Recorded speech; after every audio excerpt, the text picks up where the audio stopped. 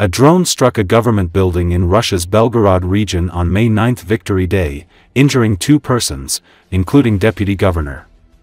The video shared by Regional Governor Vyacheslav Gladkov on Telegram app showed the aftermath of the strike at 8:43 a.m. in Belgorod. A Ukrainian armed forces drone attacked the government building of the Belgorod region, Gladkov said, adding that emergency workers were at the site of the incident.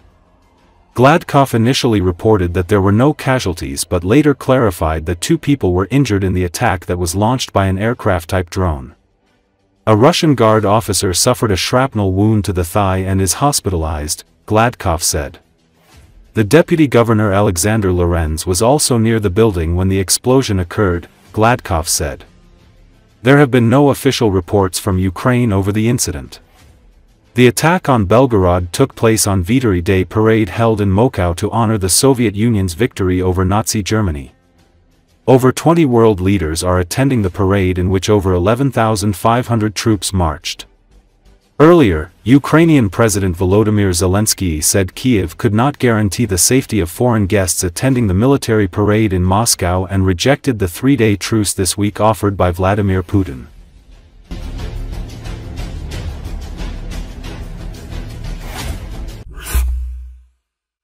In the Lysovka area in the Pokrovsk direction, Russian troops were forced to withdraw from their positions because the Ukrainian Defense Forces carried out a series of counterattacks there. A similar story is happening near Dachenskoy. That is, we are talking about the main southern route to Pokrovsk, which is becoming increasingly inconvenient for Russian offensive actions. Military and political observer Alexander Kovalenko spoke about this. The southern route is an option for a frontal attack on Pokrovsk for the occupiers. And if they did not dare to go directly to the city before, now even more so, the expert noted. But at the same time, the stable line of combat in the Pokrovsky direction is a little dissonant with how the Russians are gradually getting the opportunity to advance directly in the area of the Kurakovsky salient, Kovalenko added. There is a threat of the enemy breaking through to Bogatyr. At the moment, Russian troops are 2 kilometers from this settlement and are not giving up their attempts to break through and cut off our logistics along the M15 highway. Ukraine has stabilized the situation in the Pokrovsk direction of Donetsk Oblast and in some areas seized the tactical initiative, Commander-in-Chief Alexander Syrsky reported. Pokrovsk, located about 70 kilometers northwest of Donetsk, remains one of the most fiercely contested sectors of the front, where Russia has concentrated its main offensive efforts since March. The Pokrovsk direction is one of the most difficult sections of the front. However, thanks to the courage and skillful actions of the soldiers of the defense forces, we managed to stabilize the situation in this operational zone in the Donetsk region and in some places seize the tactical initiative, Syrsky said in a post on social media. Syrsky highlighted the performance of the 425th Separate Assault Regiment, Skala, describing it as a unit capable of effective active defense. The regiment demonstrated its effectiveness earlier this year near the village of Shevchenko, approximately 3 kilometers southwest of Pokrovsk, and during the 2022 Kharkiv offensive, he said, "Soldiers, sergeants, officers, you fulfill your tasks with honor. Ukraine believes in you, and you can always be relied on. Once again, I express my sincere gratitude to you," Syrsky added.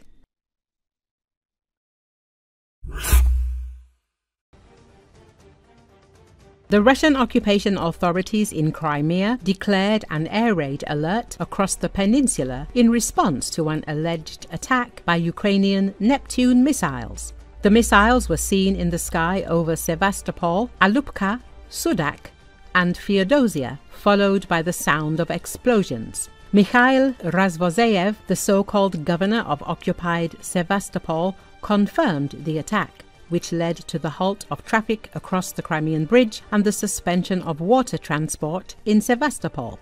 He did not disclose any details. Russian fighter jets from the Belbek and Saki airfields were scrambled. In a statement, Razvozeyev mentioned that the situation was serious but did not elaborate on the extent of the attacks. Meanwhile, Russian military sources indicated that the air defense systems were successfully shooting down missiles, although independent verification of these claims remains challenging. Residents of Crimea expressed anxiety over the repeated missile threats, with some calling for increased safety measures. The leader of the Crimean Tatar Mejlis, Rifat Chubarov, urged the local population to consider relocating to safer areas due to the increasing frequency of attacks on military targets by Ukrainian forces. Eskender Bariev, member of the Mejlis of the Crimean Tatar people, says that Russia is constantly trying to increase personnel in occupied Crimea in order to further use the peninsula for attacks on Ukraine. The Russians continue to use occupied Crimea as a military base for further attacks on Ukrainian territory. We have information that they are constantly trying to increase the personnel of brigades stationed in Crimea, including the 810th Marine Brigade of the Russian Black Sea Fleet. They started with the size of this brigade and are now trying to turn it into a division. It is known that the brigade has already been reinforced with 19 new military units. This indicates that the Russians are systematically using the peninsula in the war against Ukraine, Bariev said on Espresso TV. According to a member of the Mejlis, Russian occupiers are also actively carrying out so-called terrorist operations aimed at intimidating the civilian population of the peninsula. Russians are actively conducting preventive actions in Crimea. For example, activists report that oil sludge has reappeared along the Black Sea coast. For this, administrative cases are immediately opened against them. According to their explanations, this is fake information and provocation. In addition, the Russians are actively conducting so-called anti-terrorist operations. The goal of these actions is clear: to intimidate the local population, he added.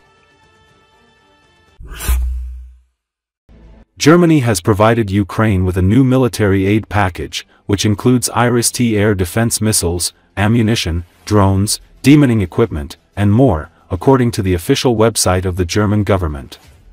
The updated list of equipment delivered to Ukraine was published on May 7, the first day of Chancellor Friedrich Merz's new government. The list includes 66 mine-resistant ambush-protected vehicles, 4 kinetic protection vehicles, and 3 Zuzana, 2-wheeled howitzers. The batch also includes missiles for Iris-T SLM air defense systems, ammunition for Leopard 2 main battle tanks, almost 40,000 rounds for Gepard self-propelled guns, 27,155 mm artillery rounds, and 1,122 mm rounds. In addition, Germany handed over 70 vector reconnaissance drones with spare parts, 150 armed HF-1 drones, and 20 ground drones. Another 6 Bergpanzer, 2 vehicles with spare parts, 4 Visent, 1 demining vehicles with spare parts, 2 demining plows, 41 ground surveillance radars, as well as dozens of laser rangefinders, infrared binoculars, diving scooters, and border guard vehicles were delivered to Ukraine. The package includes RGW-90 anti-tank guns, G3 and 556 Malawian Quachas assault rifles. Ukrainian defenders also received harnesses and sleeping bags, etc. Since the beginning of the Russian armed attack on Ukraine on February 24, 2022, Germany has delivered material from Federal Armed Forces stocks amounting to approximately €5.2 billion, reflecting estimated replacement values. Also, more than 10,000 Ukrainian soldiers have received military training in Germany. Expenses for this training so far amount to approximately €282 million. Additional expenses, not calculated here, result from medial treatment of injured soldiers.